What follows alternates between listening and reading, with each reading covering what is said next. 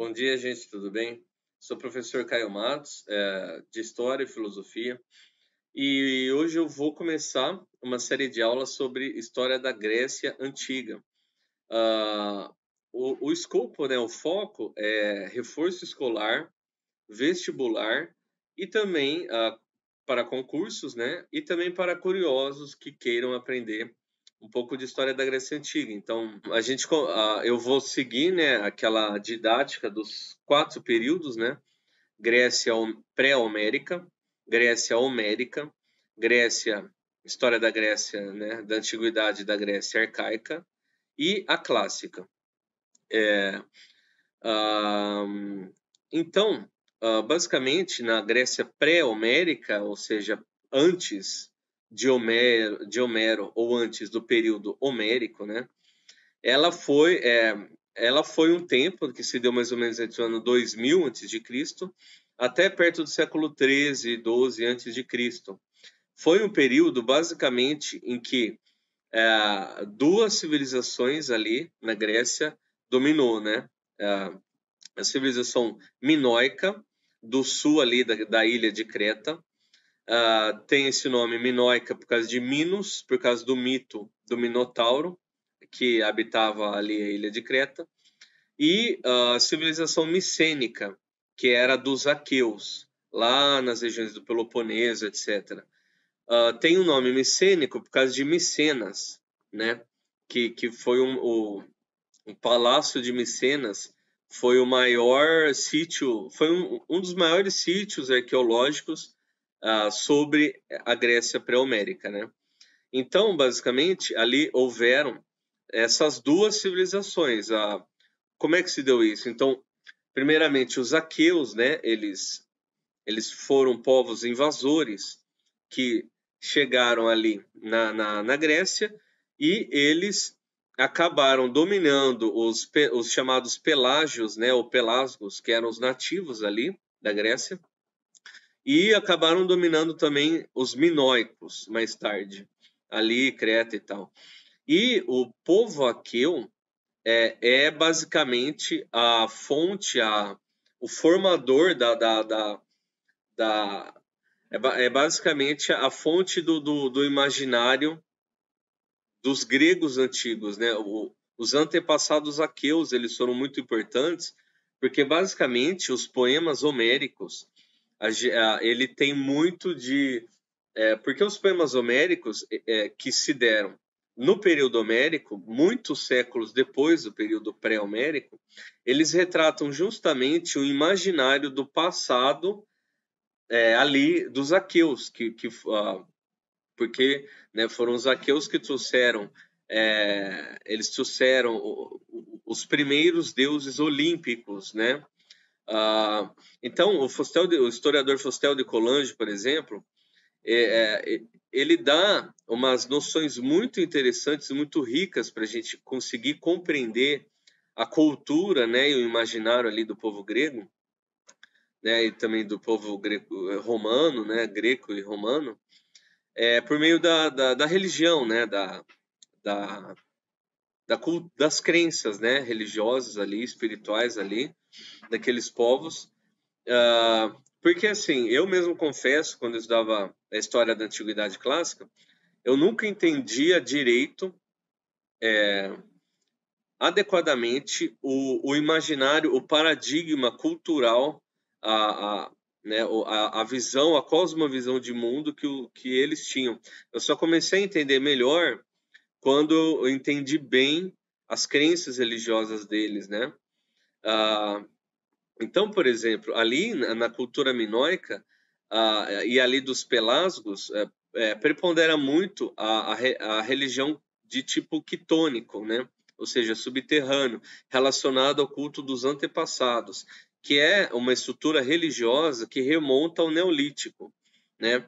Quando as pessoas elas enterravam, né, os seus antepassados e ali eles ofereciam sacrifícios, né, sacrifícios de animais, de outras comidas, e porque o espírito ele ficava na terra, né? Então a pessoa morria como o corpo dela estava na terra, então consequentemente, animicamente, simbolicamente, o espírito dela, a alma dela, estava no local também, né? É daí que surgem os marcos religiosos, né? Tipo as lápides, os pequenos, as pedras em geral, né? Que marcam ali a tumba, né? O local de descanso ali de um morto, né? De uma alma. E inclusive isso daí era a base de cuidado, né? Porque basicamente os espíritos, as almas dos mortos, eles poderiam bem dizer ou amaldiçoar as pessoas, etc. Então, então, mas eu vou falar um pouquinho de Creta agora, né?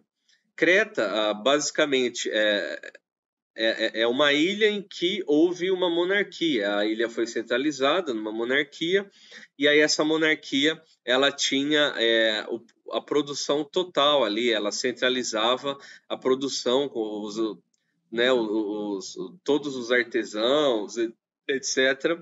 Eles produziam a partir das demandas do rei. Era uma administração meio centralizada.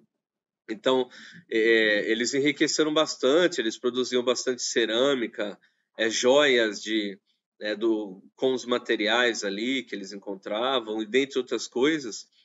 E na cultura deles, né, é bastante famoso Creta, né, nos vestígios arqueológicos, por causa das touradas, né, ali eles tinham jogos de touradas, de luta. Aliás, na Antiguidade Clássica como um todo, assim como hoje, sempre teve os jogos, né? Só que os gregos, eles aperfeiçoaram muito mais, isso, né? Os jogos, as competições, mas isso a gente vai tratar mais tarde. E então, e aí os aqueus, quando eles invadem, aí eles formam a monarquia deles, né, o domínio monárquico ali centralizado ali em Micenas, e que deu também gerou também o mito do Agamenon, né? Se bem que não se sabe ao certo se foram personalidades históricas, não. O Agamenon pode ter sido mesmo uma personalidade histórica, assim como outros, mas a questão que eu quero dizer é que as grandes pessoas... Era comum, né, na Antiguidade Clássica, na Antiguidade de modo geral, que as grandes personalidades elas fossem mitificadas, porque o paradigma, a cosmovisão, o modo de enxergar o mundo daqueles tempos era um modo mítico, né? Predominava a linguagem mítica. Então, por exemplo, grandes personalidades históricas, elas em geral eram associadas com hereditariedade divina, como descendentes dos deuses. E isso não só na Grécia, né? Ocorreu isso na Mesopotâmia, em Roma, etc. Então, inclusive isso é a provável origem de muitos heróis, né? E a Grécia Antiga, ela criou o mito, né, da geração do povo grego ali, que é descendente dos aqueus, e os aqueus ali descendentes de Zeus, né? Então Agamenon, por exemplo, mas isso eu vou falar mais quando eu falar de Homero, né? Eu só estou falando a título de curiosidade. Agamenon, ele é tipo tataraneto dos Zeus, né? Então Agamenon era filho do Atreu, que era filho de um outro que eu esqueci o nome, que era filho do Tântalo, que era filho direto dos Zeus. Então, eles tinham isso, mas quando os aqueus eles vieram, eles trouxeram as primeiras divindades olímpicas, né, que geraram ali o panteão dos deuses olímpicos, ali na Antiguidade Clássica mais tarde, né, arcaica, clássica, etc. Quando? Porque assim, existiam muitos deuses, né, não é só os que a gente conhece, né, do panteão clássico, né, Zeus, Apolo, o Poseidon, o Dioniso, Afrodite, Hera, etc. Então tinham outros, é que esses daí eles foram cristalizados um tempo depois. Mas então os aqueus, eles trouxeram esses deuses, eles eram uma monarquia, eles eram conquistadores, eles eram um povo conquistador, que o Fustel de Coulanges ele relaciona com os arianos, né? Ariano é uma palavra que vem da região ali, Ária, que hoje é o Irã. E hoje é o Irã, porque ele era chamado de Ária, né? Então, aquela região do Irã, antigamente, né, muito antes do Islã existir, etc., eles era uma região que foi habitada, que foi conquistada por arianos, né? Foi conquistada por esse povo, que ele era um povo de cavaleiros, né? Gente que andava a cavalo e que migrava, era povo de conquistadores, saqueadores, pilhadores. Então eles tinham os deuses conquistadores. Então eles se expandiram ali para a Índia, para o Hindu, o Vale do Hindu, eles se expandiram para outras partes, né?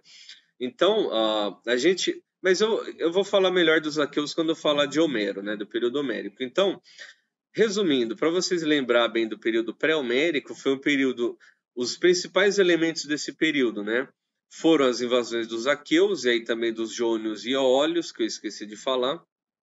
Porque assim, esses povos com algumas diferenças culturais, eles acabaram dando origem a polis, mas isso mais tarde, né? Porque no começo ali do período pré-homérico, o que existia eram duas principais monarquias. Existia a monarquia minoica e depois a monarquia micênica, que ela conquistou culturalmente, de maneira geral, a Grécia. Tanto é que Homero ele retrata isso como o reinado do Agamemnon, que ele domina ali, ele tem o poder, digamos assim, hegemonia sobre outros domínios, né? Como Esparta e outros ali domínios de chefes de clãs ali, de clãs, de guerreiros ali, dos aqueus, dentre outros.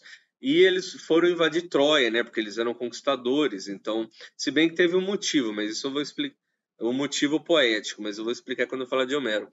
E a civilização pré-homérica, ela termina com a invasão dos dórios, né? Os dórios, eles foram o último povo assim que numa grande leva de imigrantes conquistou ali a civilização micênica, né? E aí eles acabaram causando uma diáspora dos gregos que viviam ali.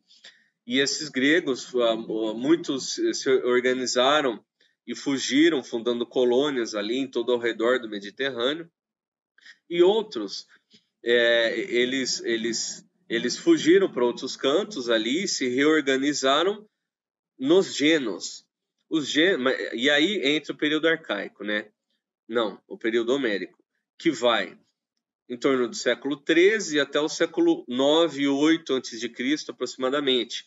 Então, esse período dos genos é o período, os genos e o seu correspondente gentes, para os romanos, eram basicamente os clãs, que por mais que tenham se formado esses genos ali, não significa que os genos foram inventados ali, né? Porque é uma estrutura basicamente, digamos assim, primitiva não em sentido de avanço, né, cultural, tecnológico, mas em sentido cronológico, né? Porque a estrutura dos genos é basicamente uma estrutura que remonta ao Neolítico. Então, eles, digamos assim, eles refizeram de novo a estrutura dos genos, né? Porque o que é o genos? É o clã de um patriarca, né? Que é o mais velho, ele detém a força ali, o poder político, jurídico, militar e religioso. Então, ele era ao mesmo tempo...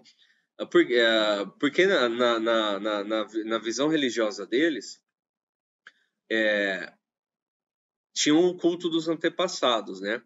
Só que eles adaptaram com o culto dos deuses olímpicos, que eram deuses cósmicos, deuses maiores, de forças maiores. Porém, o culto dos antepassados continuou. Então, os chefes, os patriarcas dos genos, dos clãs, eles cultivavam seus mortos, né? Eles cultivavam, eles ofereciam sacrifícios. Basicamente, a gente vê em Homero e em tragédias gregas, outras, se bem que o Homero eram poemas, né? A literatura relacionada a Homero era epopeia, eram poemas, né? E não tragédias. Mas essa distinção eu vou fazer quando eu falar da Grécia clássica. Então, basicamente o culto, os ritos, eles eram churrascadas, né? Por quê?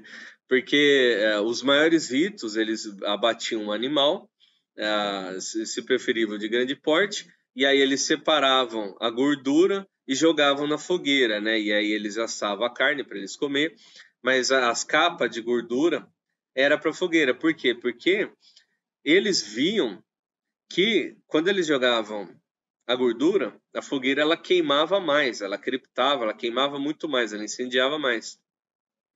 Então, eles faziam essa associação anímica, né, simbólica,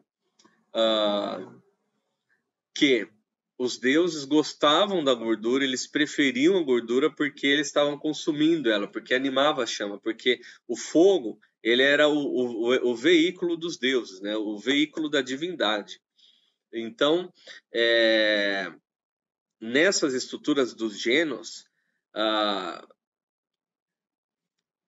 elas eram centralizadas em torno dos megarons, né?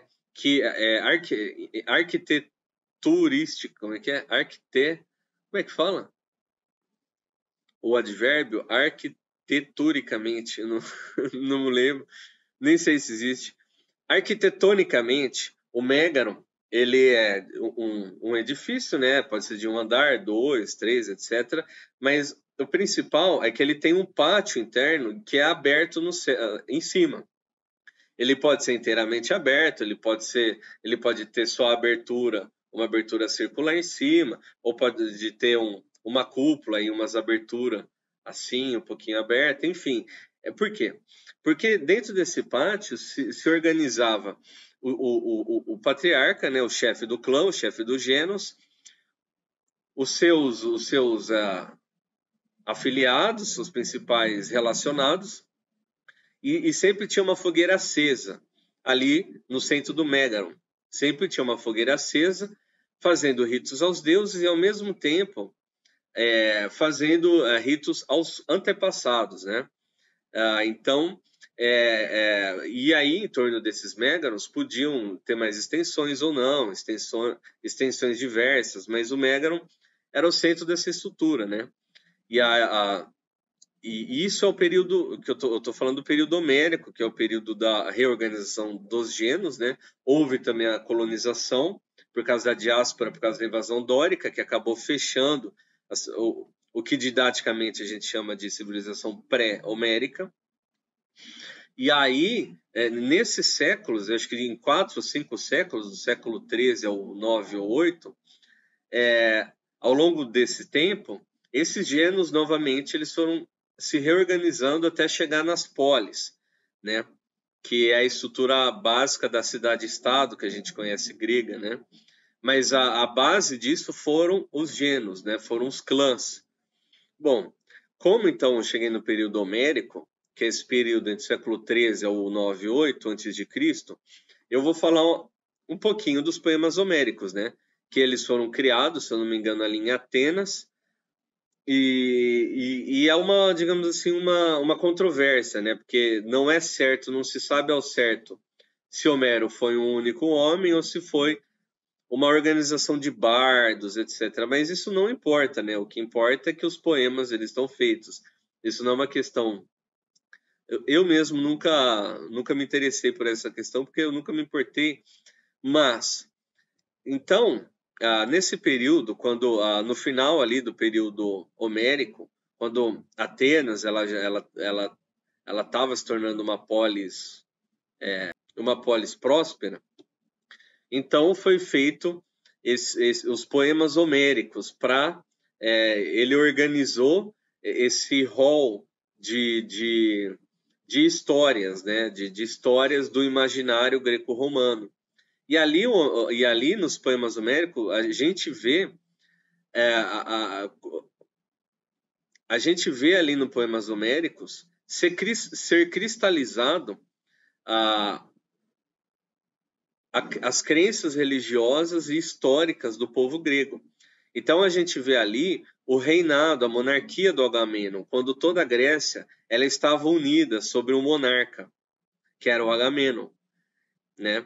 Então, a gente vê, é claro, o que existe, o que está escrito nos poemas homéricos não foi inventado. É claro que tinha um fundo do imaginário ali coletivo que aquele povo guardava, mesmo porque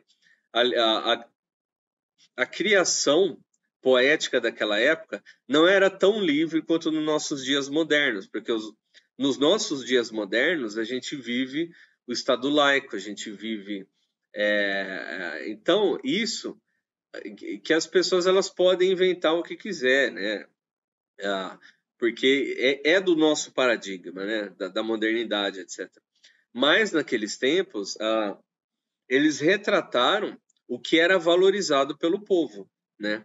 E o que era cantado. Então, a mito, ali, embora a Grécia ela nunca teve uma religião organizada, como a gente teve com o cristianismo, como a gente teve com o Extremo Oriente, em algumas partes, mesmo então a religião grega, digamos assim, ela é um composto de mitopoetas, né? De poetas que escreveram, eles escreveram algumas coisas que estavam no imaginário grego, mas que também era criado pelos patriarcas dos Gênos, porque lembrando, os patriarcas dos Gênos, eles eram líderes religiosos também.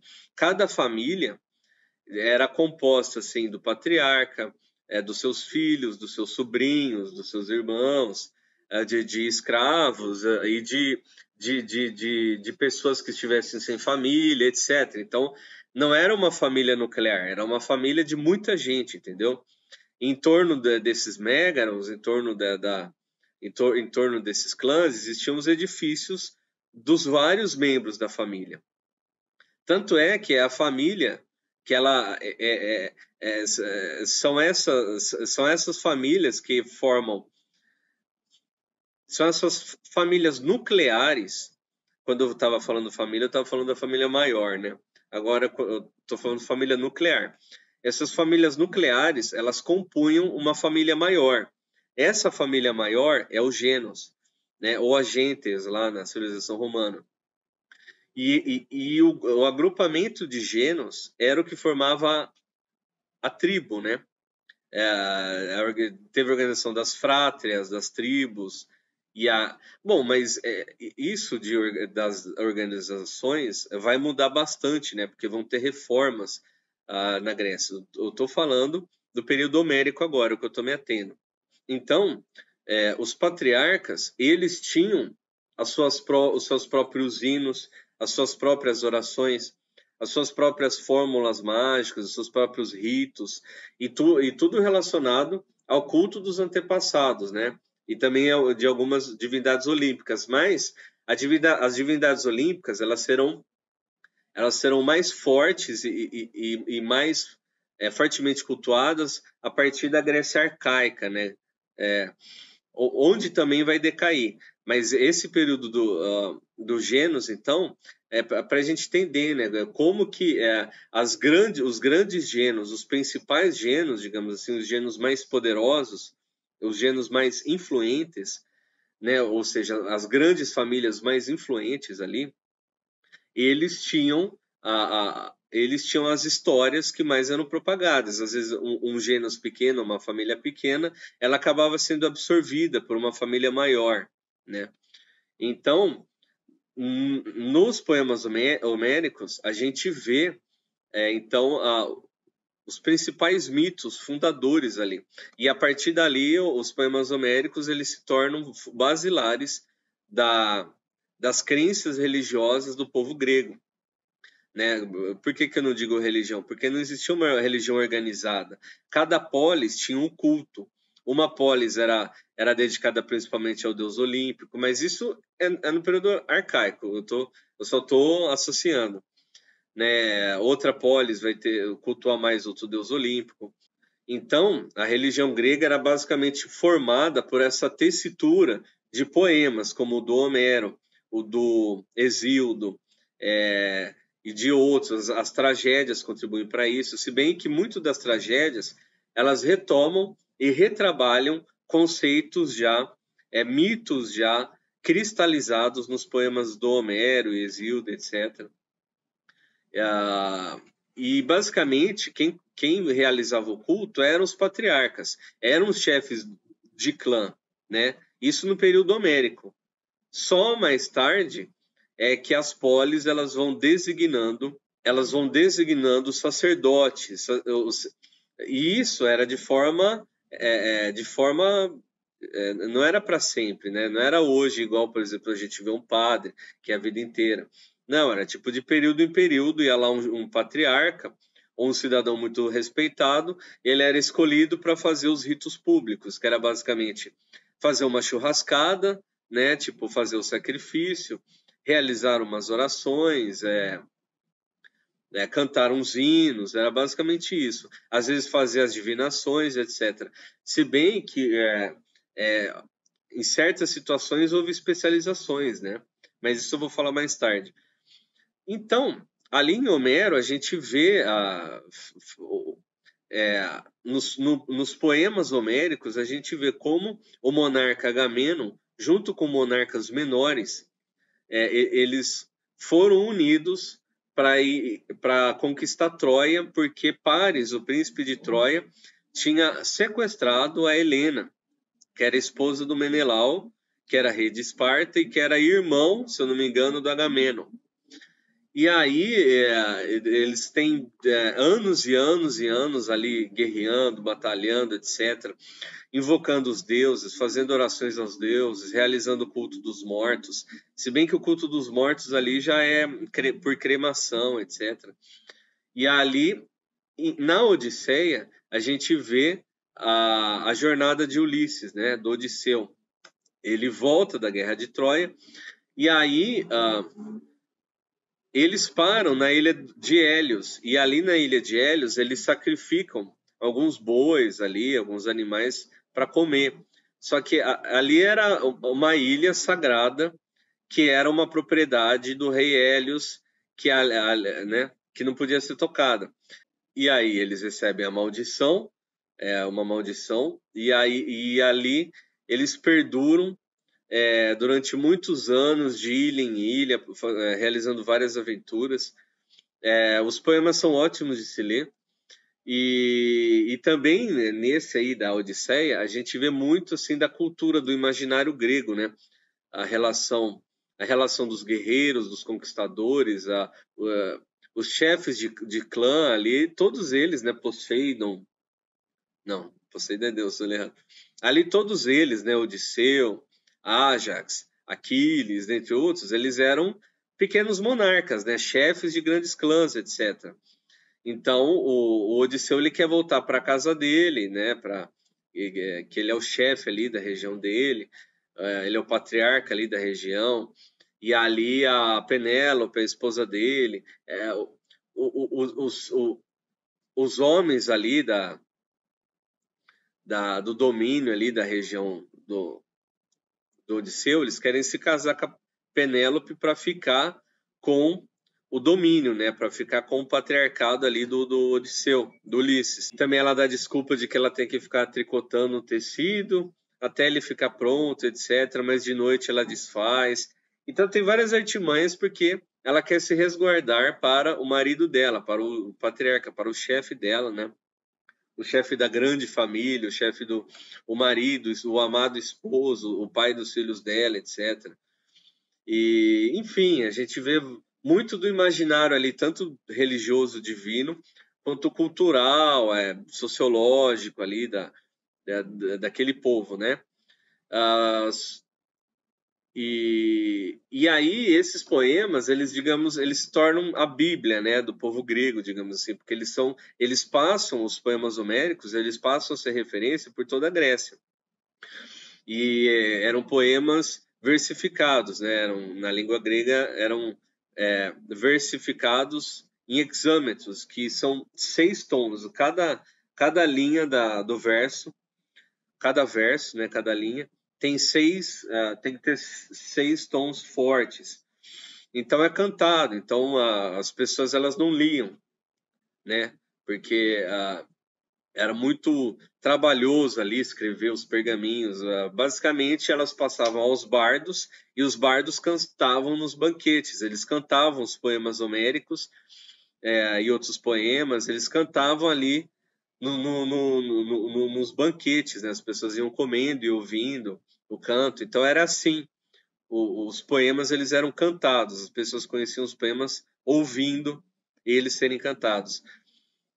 E no final do período homérico, então esses séculos, no final do período homérico, a gente tem a formação das polis, né? Então esses gêneros, alguns desses gêneros, eles formam polis. E aí que a gente vai entrar na Idade Arcaica, que eu vou entrar na próxima aula. Talvez essa tenha ficado um pouco grande, mas é isso então. Obrigado, até mais.